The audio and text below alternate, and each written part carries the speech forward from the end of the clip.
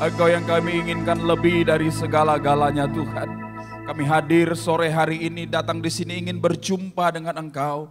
Ingin mengalami Engkau di dalam hadirat-Mu ya Tuhan Yesus. Lebih dari segala-galanya. Tidak ada lagi yang bisa menghangatkan hati kami kecuali Engkau ya Tuhan Yesus. Sebab itu Tuhan, ini hidup kami persembahkan. Di altar-Mu, di mezbah-Mu ya Tuhan sebagai korban yang hidup. Sebagai persembahan yang berbau harum. Ibadah kami yang sejati kepadamu ya Tuhan Yesus. Terima kasih Tuhan, terima kasih. Setiap kami yang datang hari ini dengan sakit penyakit di hadirat-Mu, kami menemukan kesembuhan. Setiap kami yang datang dengan kelemahan tubuh, kami beroleh kekuatan. Setiap kami yang datang dengan kebingungan, kami mendapatkan jawaban. Setiap kami yang putus asa, kami beroleh pengharapan. Dan kami berdoa di dalam hadirat Tuhan. Jamahan Tuhan, kuasa Roh Kudus dan firman-Mu membuat keadaan kami lebih baik ketika kami meninggalkan tempat ini Tuhan. Terima kasih Tuhan Yesus. Sinari kami dengan anugerah-anugerah dan kasih-Mu ya Tuhan Yesus. Sehingga kami dapat memahami apa yang menjadi isi hati-Mu lewat pemberitaan firman Tuhan. Sore hari ini, urapi setiap kami, urapi hamba-Mu. Roh Kudus bekerja di tengah-tengah kami. Tanpa Engkau kami tidak bisa berbuat apa-apa. Tanpa Roh Kudus kami tidak bisa memahami apa-apa. Sebab itu ini waktu-Mu ya Tuhan Yesus. Terima kasih Tuhan Yesus. Mari buka kedua tangan kita saudara. Mari kita undang Roh Kudus. Holy Spirit, Roh Kudus, jamah setiap kami. Roh Kudus penuhi setiap kami. Terima kasih Tuhan.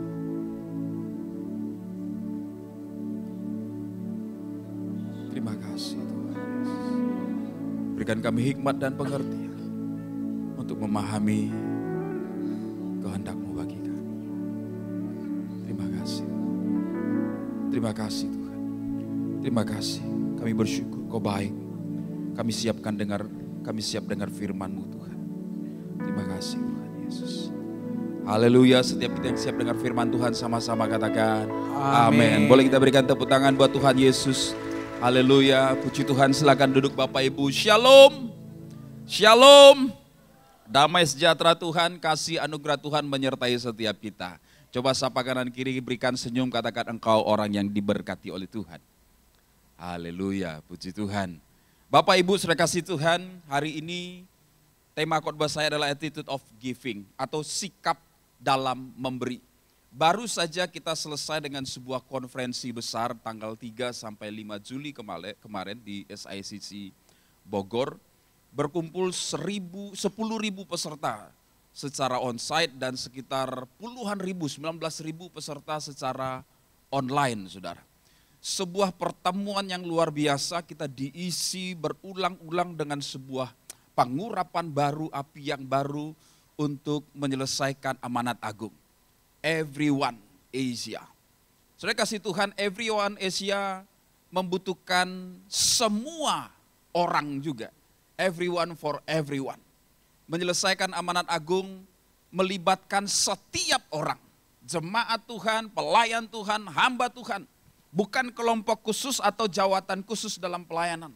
Tapi saya dan saudara adalah orang-orang yang dipanggil untuk menyelesaikan amanat agung. Penuaian terbesar dan terakhir di akhir zaman. Katakan amin saudara. Jesus for everyone. Haleluya, kita berikan tepuk tangan buat Tuhan Yesus. Nah, kembali kepada tema khotbah ini penting saudara, sejalan dengan apa yang disampaikan oleh Bapak Gembala untuk kita memahami bagaimana kita bisa memiliki sikap hati, bagaimana kita bisa memandang sebuah pemberian, bagaimana kita bisa mengerti rahasia apa di balik sebuah pemberian, perspektif sebuah pemberian, bagaimana cara pandang kita ketika kita memberi sesuatu. Kita buka firman Tuhan dalam 2 Korintus pasal yang ke-9, ayat 6 dan ayat yang ke-7. Media akan bantu kita dan kita bisa baca bersama-sama. 2 Korintus pasal yang ke-9, ayat yang ke-6 dan ayatnya yang ke-7. Dengan suara yang mantap di sore hari ini kita baca 3, 2, 1. Camkanlah ini Orang yang menabur sedikit akan menuai sedikit juga. Dan orang yang menabur banyak akan menuai banyak juga. Hendaklah apa? Ayo kita bisa lebih baik dari itu. 1, 2, 3. Hendaklah masing-masing memberikan menurut apa? Kerelaan hatinya. Janganlah dengan sedih hati atau karena paksaan. Sebab Allah mengasihi orang yang memberi dengan apa? Sukacita. Sapa kanan kiri katakan jangan sedih bro, jangan sedih, jangan sedih. Sukacita. Haleluya. Bapak Ibu saudara kasih Tuhan, apa itu attitude? Apa itu sikap? Sikap sesuatu yang sangat penting kita miliki dalam kehidupan setiap kita. Ada orang yang berkata segala sesuatu bisa diambil dari diri seseorang tapi tidak sikapnya. Sikap itu akan terbawa kemana orang itu pergi. Kemana ia berjalan, di mana ia berada, sikap itu stay within. Tetap bersama-sama dengan orang tersebut. Sebab itu penting sekali kita memiliki sikap sebagai anak-anak Tuhan. Attitude yang baik dalam kehidupan kita. Saya beri contoh, ada beberapa contoh, saya kutip saja satu contoh. Seorang yang ditulis di dalam Alkitab Perjanjian Lama bernama Yusuf, katakan Yusuf. Ada 3 fase dalam kehidupan Yusuf secara garis besar. Yang pertama masa-masa dia di hadapan orang tuanya, masa-masa yang sangat baik sekali, dia seorang anak yang dimanja, dibuat spesial sehingga saudara-saudaranya cemburu.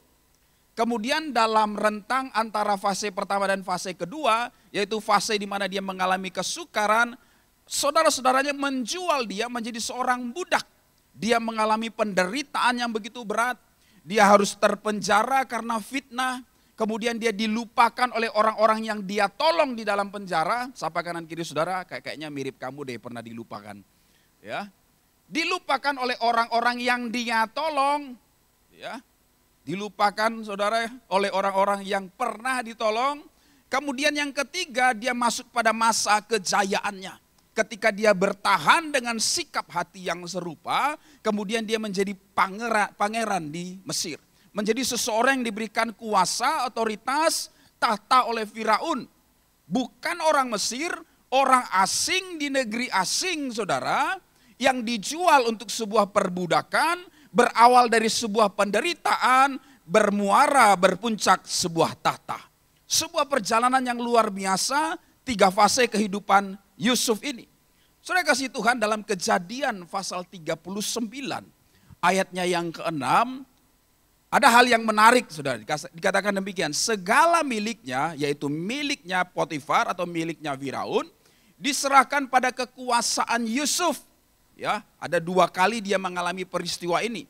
Nah, dalam konteks ini Firaun, saudara. Dan dengan bantuan Yusuf, ia tidak usah lagi mengatur apa-apa selain dari makanannya sendiri. Ya, berarti tidak disuapin ya, makan sendiri. Selebihnya urusan dari Yusuf. Adapun Yusuf itu sama-sama kita baca apa? Manis sikapnya dan elok parasnya. Sekali lagi yang merah saudara. 3, 2, 1. Coba lihat kanan kiri saudara agak lama tengok dia. Kok kayaknya mirip kamu deh. Haleluya. Manis sikapnya dan apa? Elok parasnya. Saudara kasih Tuhan dari kisah ini. Ya ada beberapa contoh dalam kita, tapi Yusuf ini sangat mudah untuk kita pahami. Sebuah tokoh yang umum kita ketahui saudara. Perhatikan saudara, Yusuf melewati masa-masa sulit. Dijual oleh saudaranya menjadi budak. Memberi sebuah pembelajaran yang sangat penting dalam kehidupan kita. Yang pertama saudara, Yusuf tidak dikendalikan oleh perasaan dan emosinya. Dalam proses peristiwa Yusuf kita lihat bagaimana dia dikatakan manis sikapnya. Dia tahu saudara-saudaranya menjual dia. Dia tahu dia ditinggalkan oleh orang yang pernah dia tolong di dalam penjara. Tetapi dia memiliki sikap hati yang baik. Manakala keluarganya datang ke Mesir untuk mencari makan, Yusuf tetap melayani mereka. Yusuf tidak dendam. Yusuf tidak menjadi marah. Sebagai seorang manusia, pantaskah Yusuf marah? Pantas. Wajarkah Yusuf marah? Wajar. Pada umumnya seseorang akan berkata, saudara, aku akan lakukan, ya, bahkan lebih buruk seperti engkau memperlakukan aku buruk. Itu pada umumnya pikiran orang. Tapi karena Yusuf memiliki sikap yang manis, katakan sikap yang manis. Saya menyebutnya attitude. Saudara kasih Tuhan, demikianlah hendaknya setiap kita memiliki sikap yang baik dalam kehidupan kita, sikap yang tidak dikontrol, sikap yang tidak dikendalikan oleh perasaan dan emosi semata. Perasaan kita bukanlah instruksi. Faktanya sering sekali kita membuat perasaan kita menjadi sebuah instruksi. Karena perasaan saya sakit, saya akan membalas. Karena saya dikecewakan, saya akan balas mengecewakan. Itulah faktor-faktor faktor-faktor penyebab jika kita tidak memiliki attitude yang baik dalam kehidupan kita. Jika kita mengizinkan sikap atau attitude kita dikontrol oleh perasaan kita. Ingat, perasaan bukanlah instruksi. Sama-sama katakan, perasaan bukanlah instruksi. Apapun keadaan saudara bukan berarti ini adalah instruksi untuk kemudian saudara mengikutinya. Tapi apa yang harus kita miliki adalah kebenaran. Katakan kebenaran. Ketika kita diperlakukan tidak baik sama seperti Yusuf, dia tidak membalas yang tidak baik. Perasaannya mungkin terluka, tapi dia tidak balik melukai. Mungkin dia dikhianati, tapi dia tidak balas dendam dan sakit hati. Sikap inilah yang membawa Yusuf sampai ke tempat yang tinggi. Dalam sebuah penelitian kesuksesan seseorang, 70% faktor attitude atau sikap itu memberikan kontribusi. 70% kesuksesan orang disebabkan oleh faktor sikap mereka. Mungkin seseorang tidak ahli dalam segala sesuatu. Ia bukanlah sumber jawaban dari segala sesuatu. Ia tidak selalu memberikan solusi ketika ada masalah. Tapi karena ia memiliki sikap hati yang baik, saya kasih Tuhan, ia berpeluang lebih besar daripada hanya seorang yang mungkin bisa segala-galanya tapi tidak memiliki sikap hati yang baik. Sikap hati ini penting. Sebuah kutipan mengatakan, your attitude will determine your altitude. Sikapmu akan menentukan ketinggianmu. Katakan kanan kiri, miliki sikap hati yang manis. Nah, kenapa saya buka dengan hal yang seperti ini, saudara? Kita mau memahami dulu attitude, sikap. Karena sering sekali dalam konteks memberi, kita hanya mau memberi kalau kita mau. Kita hanya mau memberi tergantung perasaan dan emosi kita. Kita tidak memahami bahwa dalam memberi juga memiliki sikap. Mencerminkan siapa kita. Sikap hati membawa atau membawa persembahan. Yang pertama harus lahir dari sebuah sukacita. Memberi dengan sukacita. Katakan amin. Saya kutip dalam 2 Korintus pasal 9 ayatnya yang ke-7 yang kita baca di awal tapi dalam terjemahan yang lain saudara. Dikatakan demikian, I want each of you to take plenty of time to think over and make up your own mind what you will give. That will protect you against sob story and arm twisting. God loves it when the giver delight in the giving. Terjemahannya begini saudara, saya ingin setiap dari kalian meluangkan waktu untuk memikirkannya dengan baik. Menentukan sendiri apa yang akan kamu berikan. Itu akan melindungi kamu dari cerita sedih dan paksaan. Tuhan mengasihi orang yang memberi dengan sukacita. Sikap hati yang pertama, attitude yang pertama yang kita harus miliki dalam kehidupan kita adalah memberi dengan sukacita. Katakan amin. Sikap hati dan dikatakan Tuhan mengasihi. Ada berapa banyak yang mau dikasihi oleh Tuhan? Puji Tuhan. Tuhan mengasihi orang yang apa? Memberi dengan sukacita. Ya. Tuhan mengasihi orang yang memberi dengan sukacita. Sering sekali dalam proses memberi kita tidak sukacita. Kita memberi hanya sekedar spending some. Ya. Hanya memberikan sesuatu yang enggak enak. Nanti orang lihat saya enggak ikut bagian. Ya.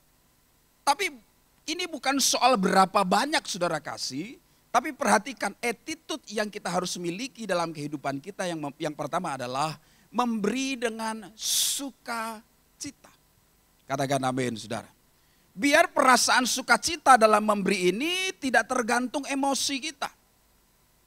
Kita sadar bahwa Tuhan akan mencurahkan kasih-Nya kepada orang-orang yang memberi dengan sukacita. Dan Tuhan berkata, firman Tuhan berkata, Tuhan mengasihi orang yang memberi dengan sukacita.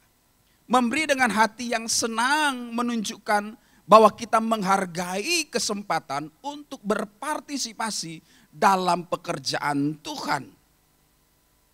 Dan mendukung pekerjaan-pekerjaan Tuhan dalam sebuah gereja.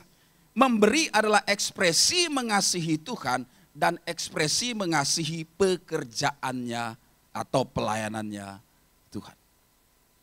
Kalau kita menyadari hal ini saudara, seyoknya kita memberi dengan sukacita. Karena dengan memberi kita terlibat dalam pekerjaan Sang Pencipta. Dengan memberi kita terlibat dalam sebuah karya dan maksud penyelamatan yang Tuhan Yesus kerjakan.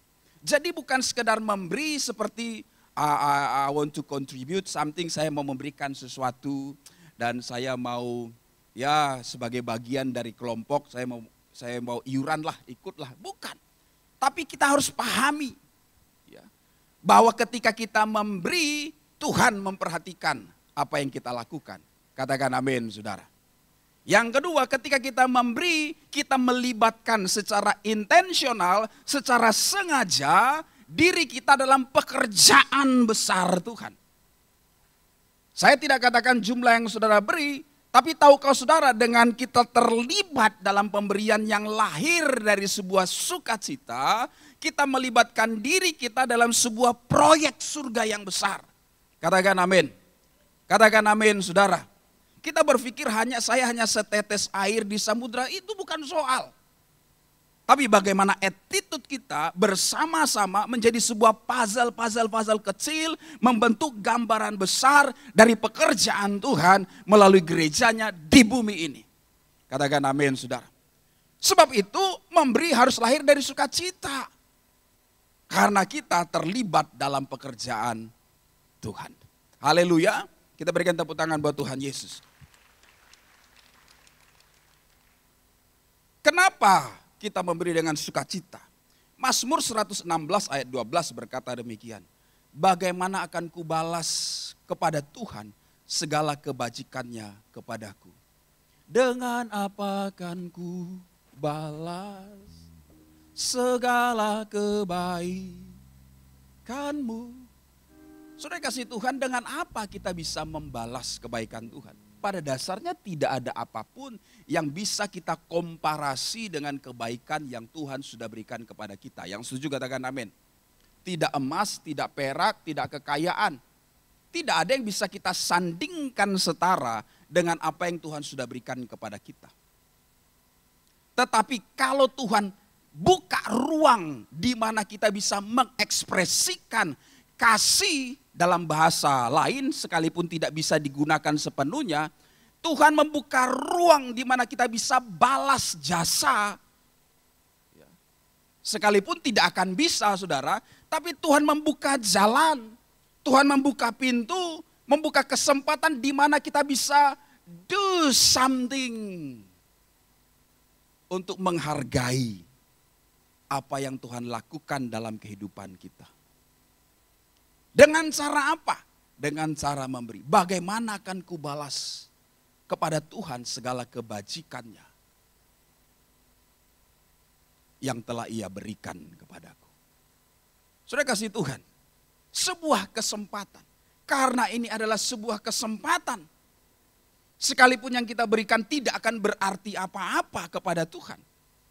Tapi kesempatan ini adalah sebuah penghargaan yang harusnya melahirkan sukacita dalam diri kita. Katakan amin, saudara. Katakan amin, saudara. Saudara kasih Tuhan, yang kedua, memberi sebagai tindakan iman dan kepercayaan. Kita buka Amsal pasal yang ketiga, ayat 9 sampai ayatnya yang ke-10. Terima kasih media, sangat menolong sekali. Amsal 3 ayat 9 sampai 10 kita baca sama-sama 3, 2, 1.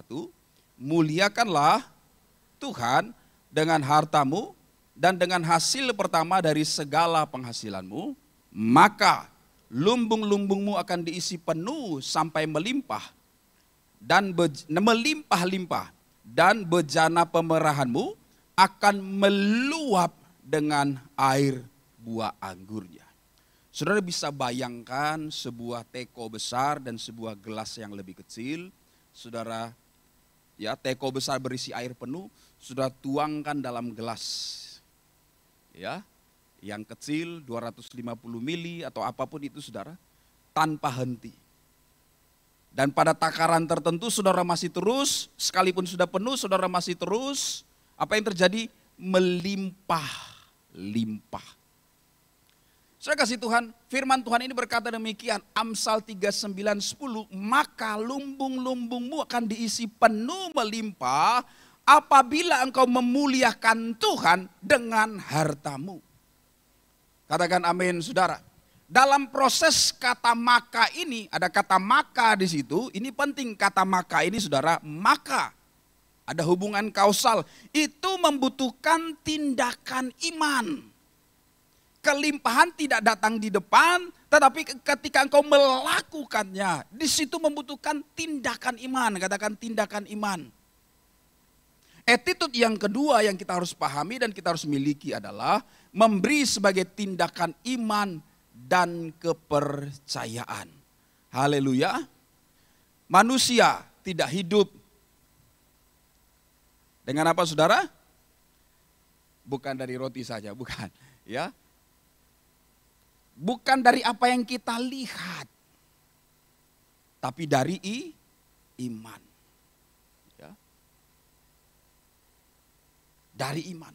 Kehidupan kita, kehidupan yang selalu melibatkan iman. Apa itu iman? Dalam Ibrani pasal 11 kita bisa jabarkan dalam khotbah yang lain. Tetapi secara sederhana kita meyakini sesuatu sekalipun kita tidak melihat. Katakan amin, saudara. Itu dia. Jadi kita mengetahui bahwa kita akan menerima kelimpahan sekalipun kita dalam prosesnya sedang menuangkan air dari teko ke dalam gelas. Dan itu membutuhkan proses dan waktu. Tapi tanpa keraguan kita tahu apa yang akan terjadi ketika kita mentaati firman Tuhan. Katakan amin, saudara. Katakan amin, saudara. Memang kita tidak bisa dasarkan pemberian kita karena transaksional. Tidak bisa. Tapi kita harus pahami juga bahwa firman Tuhan memberikan sebuah penekanan bahwa orang yang menabur sedikit akan menuai sedikit. Tapi orang yang menuai banyak orang yang menabur banyak akan menuai banyak. Itu dia. Muliakanlah Tuhan dengan hartamu, maka lumbung-lumbungmu akan diisi penuh dengan melimpah-limpah. Katakan amin, saudara. Dengan memberi kita menunjukkan bahwa kita mengandalkan Tuhan sebagai sumber segala berkat. Itu dia rahasia di kata maka yang tadi melibatkan iman. Ada sebuah quote ya, saya nggak tahu media tulisnya dalam bahasa Inggris atau bahasa Indonesia. Giving is not just about spending or donating something. It is a profound reflection of our understanding of God's love and sacrifice. By giving with joy, gratitude, faith, and obedience, we honor God and demonstrate that we truly grasp the depth of His love for us. Artinya apa, saudara? Memberi bukan hanya tentang mengeluarkan, ya, atau menyumbangkan sesuatu, tetapi adalah sebuah refleksi mendalam dari pemahaman kita tentang kasih dan pengorbanan Tuhan. dengan memberi dengan sukacita dan rasa syukur, iman dan ketaatan, kita menghormati Tuhan dan menunjukkan bahwa kita benar-benar memahami kedalaman kasih-Nya kepada kita. Katakan amin, saudara. Jadi memberi ini bukan sekedar ya kalau misalnya Bapak Gembala atau seorang hamba Tuhan mengingatkan kita, ayo kita memberi, ayo kita support pekerjaan Tuhan, ayo kembalikan perpuluhan persembahan khusus diakonia. Saudara kasih Tuhan, ini bukan sekedar kita mengumpulkan sesuatu supaya penuh, bukan, lebih dari itu. Banyak orang salah paham karena seolah-olah berpikir I have to spend something. Mereka hanya berpikir ada pengeluaran. Mereka hanya berpikir saya akan memberikan sesuatu. Ya. Perspektif ini membuat orang enggan dan tidak memahami kuasa di balik sebuah pemberian. Saudara, segala sesuatu yang engkau lakukan tidak dengan iman itu tidak ada artinya. Tapi lakukan dengan iman. Katakan amin, saudara. Itu dia kata kuncinya. Ya, memberi bukan hanya sekedar you have spend something. Ya, memberi sesuatu, lagi-lagi saya tidak ngomong soal numbers, soal jumlah, tapi bukan hanya sekedar menyisakan sesuatu. Saudara yang tahu apa yang saudara beri. Ketika hari pencurahan Roh Kudus tiba dalam Kisah Para Rasul pasal yang kedua, orang-orang berkumpul bersama-sama. Ada banyak orang yang diberkati dengan pekerjaan Tuhan, mereka masing-masing memberi dengan sukacita. Kisah Para Rasul pasal 2, 46 sampai 47 dikatakan, tiap-tiap hari Tuhan menambahkan bilangan mereka dengan orang yang percaya. Katakan amin, saudara. Mereka memecah roti, berkumpul dengan sukacita. Katakan sukacita. Kemudian pada pasal yang ketiga mujizat Tuhan terjadi. Melalui Petrus menyembuhkan orang lumpuh. Kemudian pasal berikut dan pasal berikutnya, saudara, beberapa pasal berikutnya, ada sebuah peristiwa di mana orang coba berpikir bahwa Roh Kudus atau Tuhan tidak tahu segala-galanya soal pemberian. Ya. Sehingga ada seseorang yang datang memberi. Ya. Ananias dan Safira. Ya.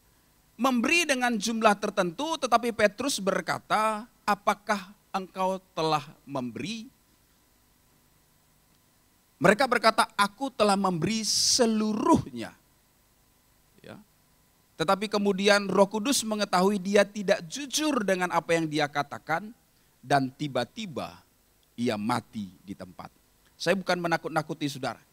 Tapi dari peristiwa ini mengingatkan kita, berapa saudara beri itu urusan saudara.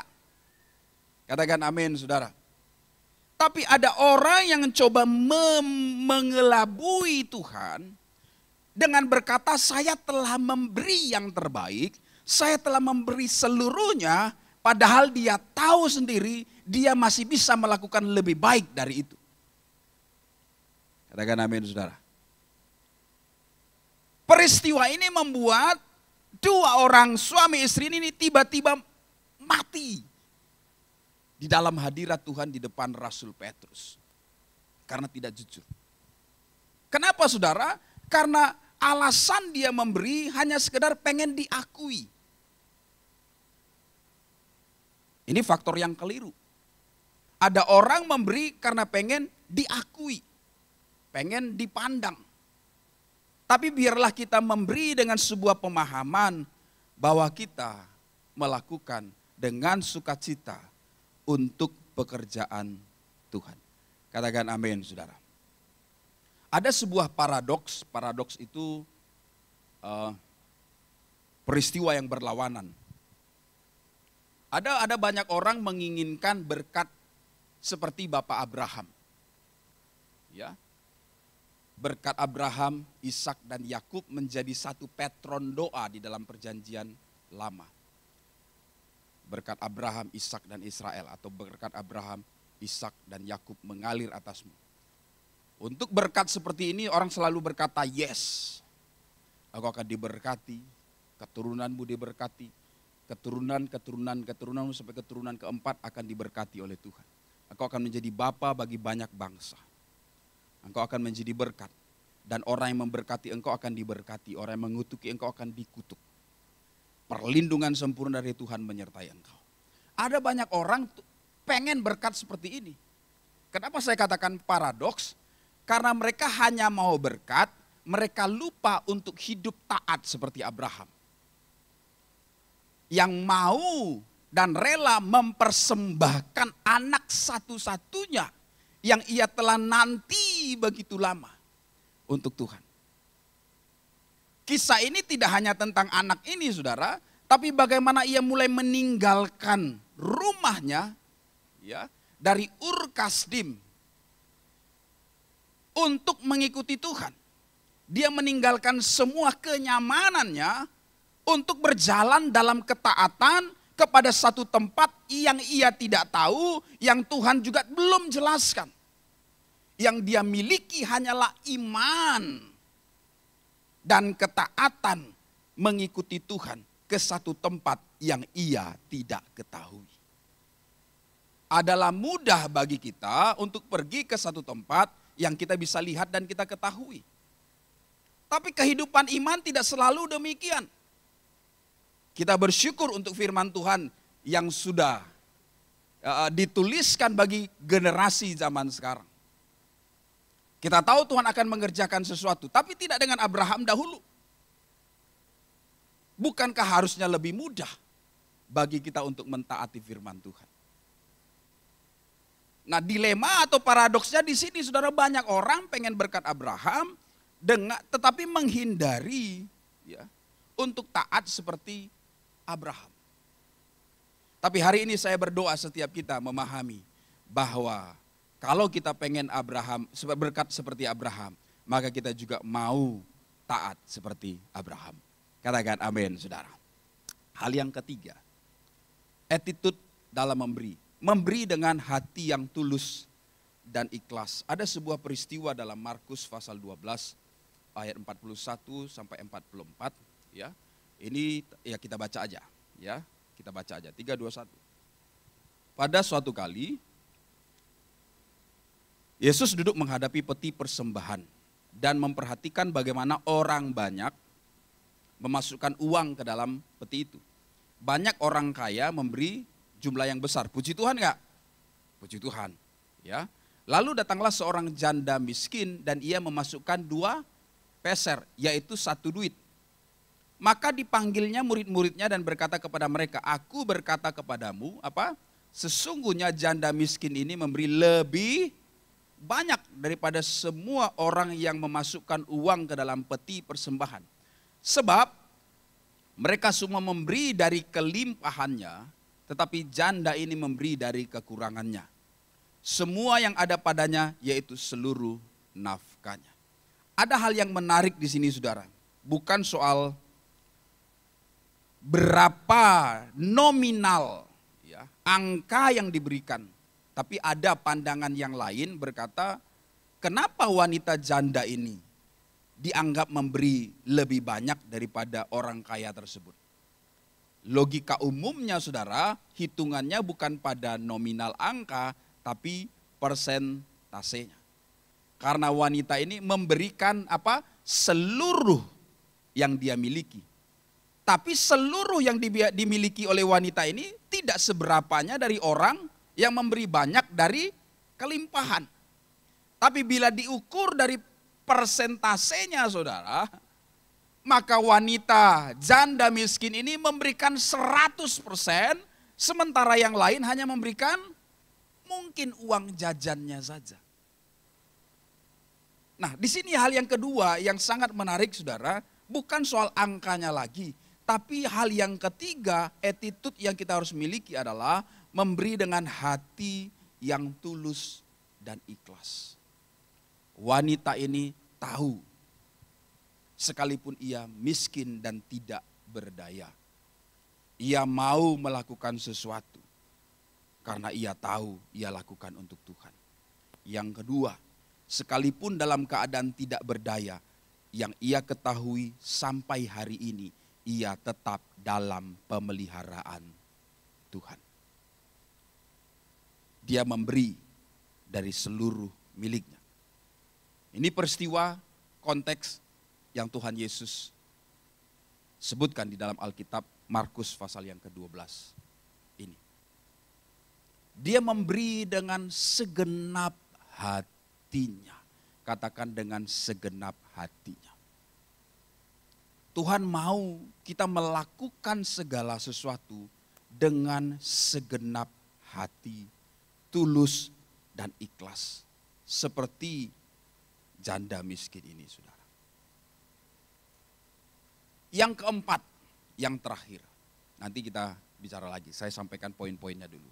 Yang keempat, attitude yang kita harus miliki adalah memberi sebagai bentuk ketaatan kepada perintah Tuhan. Yang keempat, ya, memberi sebagai bentuk ketaatan kepada perintah Tuhan. Maleakhi pasal yang ketiga, ayatnya yang ke-10. Media akan bantu kita, saya bacakan untuk kita semua. Bawalah seluruh persembahan persepuluhan itu ke dalam rumah perbendaharaan, supaya ada persediaan makanan di rumahku, dan ujilah aku, firman Tuhan semesta alam. Apakah aku tidak membukakan bagimu tingkap-tingkap langit dan mencurahkan berkat kepadamu sampai berkelimpahan?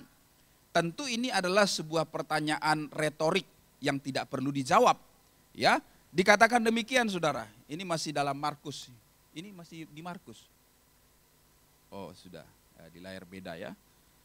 Oke, ini hanya pertanyaan retorik yang berkata, bukankah Tuhan akan membukakan pintu, membukakan tingkap-tingkap langit dan mencurahkan berkat kepadamu sampai berkelimpahan? Kita tahu jawabannya pasti iya. Yang keempat, attitude yang kita harus miliki adalah kita memberi sebagai bentuk ketaatan akan perintah Tuhan. Katakan amin, saudara. Ketaatan kita.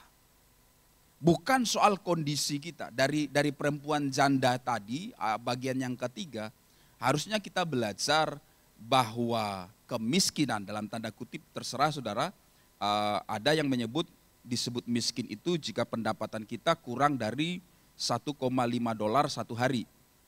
Ya, berarti berapa itu? Ya. Itu kategori yang umum diberikan misalnya, saudara. Nah, saudara, tapi dari perempuan janda ini sebenarnya kita belajar bahwa kekurangan kita, ya, atau bahkan lebih vulgar kita sebut kemiskinan kita, bukanlah alasan bagi kita untuk tidak memberi. Katakan amin, saudara. Ketidakberdayaan kita bukanlah alasan bagi kita untuk tidak bisa berbuat sesuatu bagi pekerjaan Tuhan. Saudara, dengan Tuhan yang tahu berapa yang saudara harus beri, yang lahir dari hati yang tulus dan ikhlas. Katakan amin, saudara. Ya, yang lahir dari hati yang tulus dan ikhlas. Ya. Saudara yang tahu takaran atau kemampuan saudara, kapan saudara mampu memberi sampai pada sebuah titik atau kondisi seperti perempuan janda itu. Saudara yang tahu. Ada beberapa ilustrasi sederhana, ya.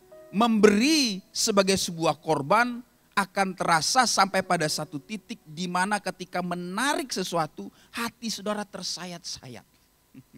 Ya, ketika memberi persembahan, WL katakan kita akan memberikan persembahan. Ketika saudara membuka dompet saudara, di situ ada yang warnanya, warna apa aja? Warna abu-abu, warna hijau, warna biru, warna abu-abu, yang kuning-kuning orange itu, ya. Kemudian ungu, ya, kemudian hijau, biru dan merah. Ketika mengambil yang abu-abu, nggak ada sesuatu yang kayak dirobek di hati saudara. Korban itu membutuhkan apa? Darah. Ada sesuatu yang dikorbankan, sacrifice. Ya. Ini contoh ilustrasi sederhana. Betul nggak saudara?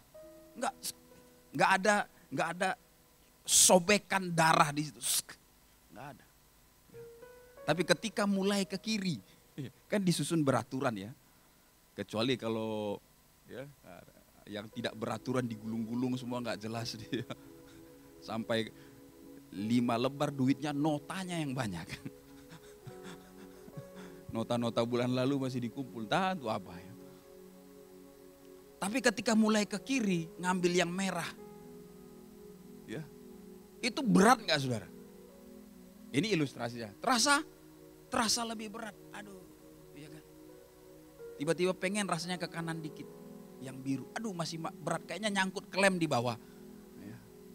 Mulai ke kanan, mulai ke kanan, mulai ke kanan. Ini gambaran yang umum. Enggak, kalau di sini semuanya tahu bagaimana memberi dengan korban dan nilai. Katakan amin saudara. Ya, itu dia. Tapi perempuan janda ini melakukan sesuatu. Yang keempat, karena ketaatan kita kepada Tuhan.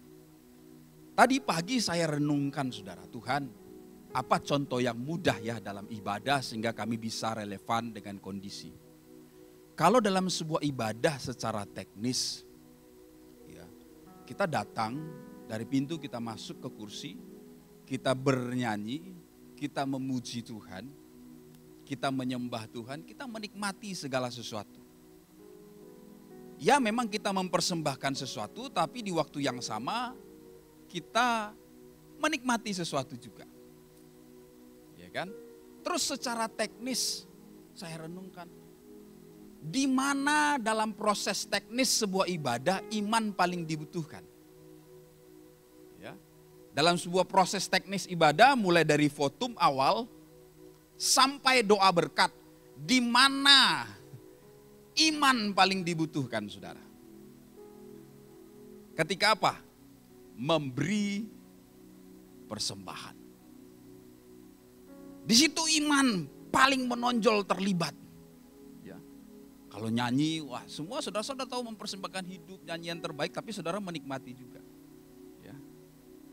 Saudara duduk melakukan suatu, mendengarkan pengkhotbah berkhotbah, ke pendeta, ya.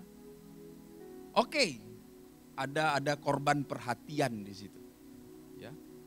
Sesuatu yang kita berikan tidak dalam bentuk sesuatu, ya. Hanya sebuah sikap, ya kan, sikap menyembah, perhatian mau mendengar, tapi apa yang keluar dari dalam diri kita untuk kita berikan sesuatu. Apa saudara? Persembahan. Jadi secara teknis saya renungkan, iya ya Tuhan ya. Kalau dilihat-lihat, in my opinion, dalam pandangan saya, proses atau bagian dalam upacara ibadah itu, bagian memberikan persembahan adalah bagian di mana iman paling terlibat. Iman paling terlibat di situ. Nah, saudara kasih Tuhan, mari kita perhatikan. Bagaimana dengan setiap kita? Apakah kita memberi dengan nilai korban, di mana iman dipertaruhkan di situ? Kita dan Tuhan yang tahu takaran iman kita. Jadi kita bukan sekedar, oh saya orang sedang, saya orang beriman. Itu kita yang tahu. Kita tidak bisa mendustai Tuhan dan tidak berguna juga kalau kita mendustai diri sendiri. Kita yang tahu menakar diri kita. Dan saya berdoa setiap kita memberi dengan iman. Katakan amin. Memberi adalah refleksi dari prioritas. Ketika kita memilih untuk memberi kembali kepada Tuhan, ini adalah indikator yang kuat dari prioritas. Mengasihi Tuhan dengan segenap hati, segenap jiwa, segenap kekuatan. Biarlah bukan hanya sekedar retorika belaka dan ucapan pemanis saja. Ya. Tapi benar-benar kita pahami dan kita lakukan dalam kehidupan kita. Karena Tuhan tahu apa yang ada di hati dan apa yang kita ucapkan dengan mulut kita. Memberi bukan hanya tentang tindakan memberi itu sendiri, saudara. Sebenarnya sesuatu yang lebih dalam. Tapi tentang apa yang kita rela korbankan untuk kita berikan. makna yang paling kuat di balik pernyataan Yesus dalam Matius 6:21 menunjukkan ekspresi atau refleksi dari prioritas kita. Ada ungkapan, ada firman Tuhan Matius 6:21, saudara, dikatakan demikian. Karena di mana hartamu berada, di situ juga hatimu berada. Kalau kita renungkan semua perkataan-perkataan ini yang melibatkan tindakan memberi, ini sesuatu yang sangat dalam dari sekedar hanya memberi itu sendiri. Ya. Jadi ada rahasia di balik tindakan memberi ini. Jadi bukan sekedar kayak spending something, enggak. Tapi Tuhan menceritakan sesuatu, di mana hartamu berada, di situ hatimu berada. Tuhan, aku mau jujur sama Tuhan di hadapan Tuhan yang Maha Tahu. Hatiku ada di mana ya Tuhan? Apakah Tuhan prioritas hidupku? Kasihilah Tuhan Allahmu dengan segenap hatimu. Udah dengan segenap gak ya Tuhan? Akulah Tuhan Allahmu, jangan ada padamu ilah lain di hadapanku. Hukum yang pertama.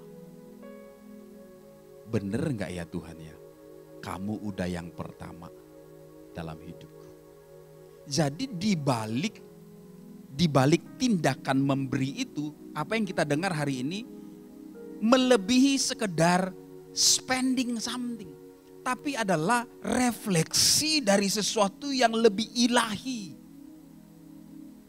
Ada banyak orang ribut mempersoalkan soal pemberian-pemberian, sibuk dengan persentase 10%, 1%, sibuk dengan hal-hal yang di luar. Ya, mengkomentari ini untuk apa? Enggak, ini sebenarnya sesuatu yang lebih ilahi di dalam. Tuhan gak kekurangan apa-apa dan Tuhan tidak butuh apa-apa. Dia menciptakan alam semesta dengan berkata bereshit bara Elohim. Arti katanya menciptakan dari ex nihilo. Tidak ada bahan baku. Dari apapun ex nihilo dia ciptakan sesuatu. Dia tidak membutuhkan dukungan siapapun. Dia bisa ciptakan. Itu makna kata bereshit bara Elohim. Tapi dia mau melibatkan setiap kita. Jadi hari ini mari kita lihat dan kita tidak mudah menghakimi sesuatu ya apabila ada sebuah gerakan pelayanan ya. Ayo kita memberi, ini memberi lagi. Nah, kita itu karena kita nggak paham. Ini sesuatu yang lebih depth, lebih dalam dari itu. Saya menyebutnya bukan soal memberinya, ya, bukan tentang pemberian itu sendiri, tapi tentang apa yang kita pahami, korbankan, tentang pengenalan kita akan Tuhan, tentang pengertian kita memahami pengorbanan dan kasih Tuhan kepada kita. Itu dia. Sesuatu yang lebih divine, sesuatu yang lebih ilahi. Kalau kita memahami hal ini, kita tidak ribut soal kita sudah beri berapa, kita sudah beri. Tidak ribut soal itu. Kita yang mengukur diri kita sendiri. Faktor sukacita, ketulusan, keikhlasan, refleksi dari penghargaan akan kasih Kristus kepada kita yang menyelamatkan kita dari kehinaan, yang pantas menerima kematian, hukuman dosa dan maut, menjadi biji matanya, menjadi anaknya. Gimana kita bisa melakukannya? Tidak bisa dengan apapun, tapi Tuhan buka jalan. Dia tahu kita tidak bisa menyaingi pemberiannya kepada kita, tapi dia buka kesempatan. Itulah sebabnya saya katakan memberi adalah sebuah kehormatan. Itu dia. Mari pandang, memberi sebagai bukan sebuah kewajiban, bukan sebagai sebuah kewajiban, tapi sebagai sebuah kehormatan. Perspektifnya berbeda. Beda nih. Yang bikin susah adalah karena kita berpikir ini kewajiban. Hal yang kedua adalah kita pikir, aku udah lakukan sesuatu untuk pekerjaan Tuhan. Gua udah bikin sesuatu untuk Tuhan. Gak akan bisa menyaingi, membandingi kasih dan kebaikannya. Kita merasa berjasa, itu hal yang buruk kedua. Salah juga. Itu dia. Jangan lihat memberi sebagai sebuah kewajiban, tapi sebagai sebuah kehormatan. Ini sesuatu yang lebih dalam. Kalau kita pahami hal ini. Jadi kita tidak akan ribut soal perkara-perkara. Berapa harus diberi, mengapa harus memberi, angkanya. Enggak, udah gak main di situ lagi kalau kita paham kasih Kristus.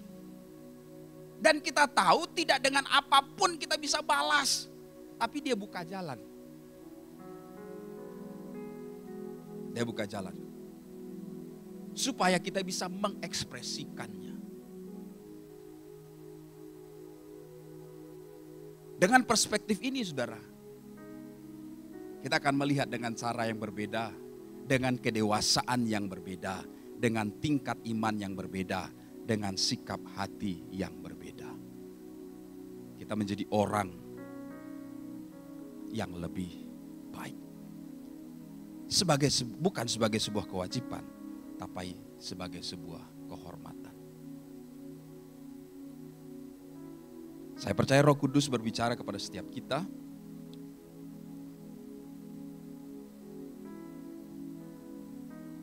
Dan menerjemahkan kepada setiap kita maksud dari attitude of giving. Saya undang kita bangkit berdiri bersama-sama. Haleluya. Savior of my soul, I confide in you through all my darkest moments. In you I found my peace, my comfort where I'm weak. I trust in you through storm and raging sea. Faithful, faithful, you're my God. You're the glory and the lifter of my head. Your light will fill my days. It leads me in your way. Forever, forever I surrender all to you.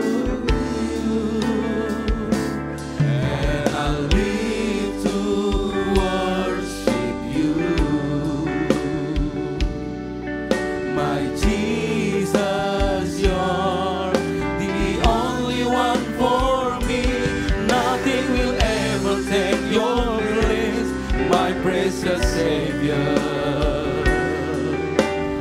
who can stand between my Lord and me? Lord, I live to honor you, and I long to bring my life an offering. Take me higher, draw me.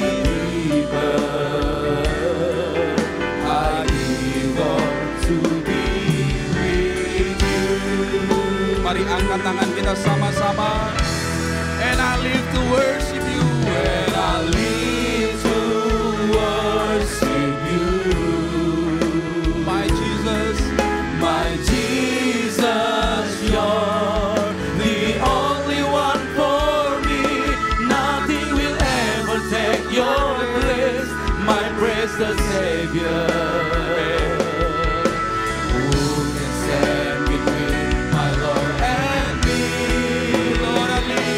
Lord, I live to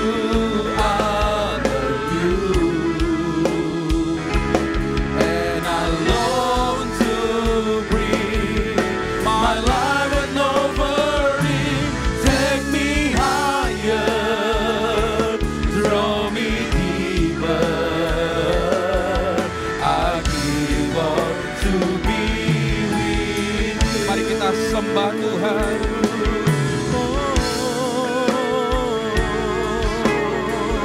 Biar kami hidup untuk menyembah-Mu. Dan kami berkata, Engkau adalah satu-satunya ya Tuhan Yesus. Tidak ada yang dapat menggantikan tempat-Mu dalam hidup kami.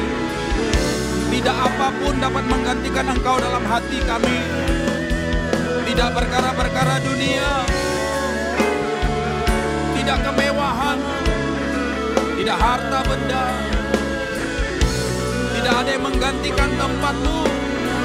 Hal yang terutama dalam hidup kami.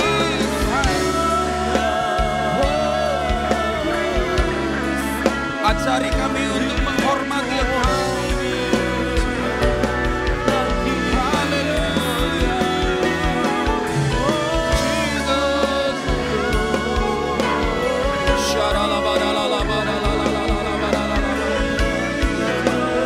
Mari angkat tangan kita sama-sama. And I live to worship you, my Jesus, yours, the only one for me. Dari hati Nothing kami, will ever take your place. tidak apapun dan tidak siapapun Tuhan Yesus. Who can stand between my Lord and me? Lord, I live to honor you, and I long to bring my life and offering. Take me higher, draw me deeper.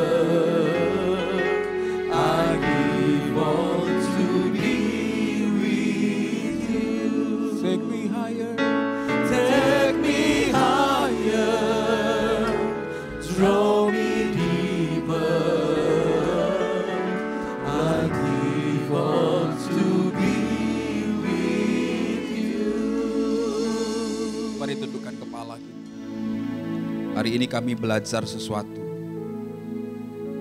Memiliki sikap hati yang benar dalam memberi Tuhan. Kau sering sekali mengingatkan kami. Kadang kami hanya memahami bahwa ini hanya soal tabur dan tuai. Ada banyak hal, ada banyak waktu kami merasa tidak nyaman ketika berbicara memberi. Tapi hari ini dari firman Tuhan kami memahami bahwa Engkau sedang berbicara sesuatu yang lebih dalam dari sekedar pemberian itu. Tapi Engkau sedang mencari sebuah sikap hati dan pengertian dari setiap kami yang telah beroleh rahmat, yang telah beroleh anugerah, dan yang telah diampuni berulang kali ini.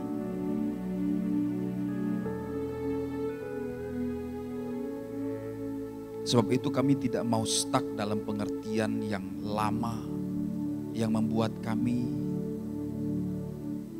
tidak pernah menang dalam perkara memberi. Tapi hari ini dengan firman Tuhan, kami menangkap sesuatu yang lebih divine, yang lebih ilahi. Bahwa memberi adalah sebuah kehormatan. Memberi adalah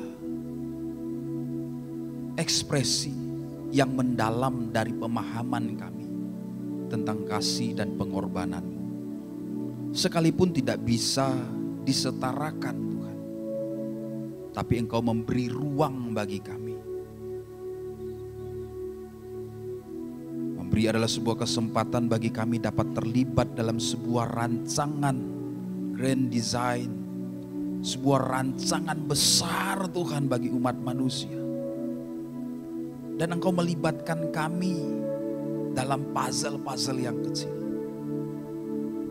Engkau memandang kami, Engkau menganggap kami. Kadangkala kami berpikir kami tidak dapat berbuat apa-apa, hanya seperti satu tetes air di bentangan luas samudra. Tapi tapi Engkau berikan kesempatan bagi kami. Terima kasih Tuhan Yesus. Sehingga kami melihat memberi bukan sebuah kewajiban, tapi adalah sebuah kehormatan. Terima kasih Tuhan. Kita arahkan hati kita, angkat kedua tangan kita, saudara-saudara kasih Tuhan. Pulanglah dan bawalah berkat yang berlimpah-limpah dari Allah Bapa, kasih daripada anaknya Tuhan Yesus Kristus Juru Selamat kita, persekutuan yang indah, erat, kuat kuasa Roh Kudus menyertai kita. Mulai sore hari ini, esok, sampai kita menyongsong Ia di awan-awan permai Maranatha, bahkan sampai selama-lamanya. Kita yang percaya dan terima berkat Tuhan sama-sama katakan, Amin. Selamat hari Minggu dan Tuhan Yesus memberkati.